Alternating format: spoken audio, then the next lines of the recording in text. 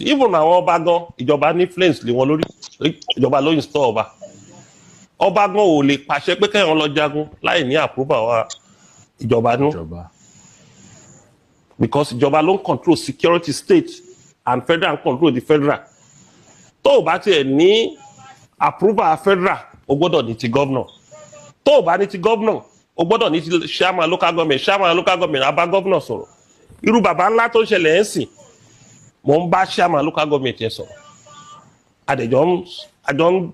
àjọ strategize ọ̀nà tá a máa gbé gbà adẹ̀ ti issue statement tí a ti call attention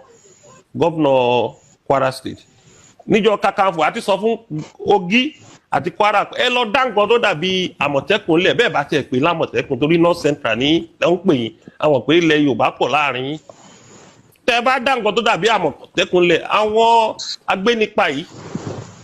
àfi tipátipá gbowó yìí wọn ò ní máa gba Niger State wọlé wá dalẹ̀ Yorùbá rú ẹ ti ń jẹ́ kí àwọn herdsmen àtàwọn criminal yìí kan gba Kogi àti Kwara wọlé ẹ dá nǹkan replicant of Àmọ̀tẹ́kùn lẹ̀ suggestion tí mo ti make nìyẹn a good leader must continue providing solution kì í ṣe owó ògbà la máa criticize nígbà tí president ṣáà ń fọwọ́ ra state police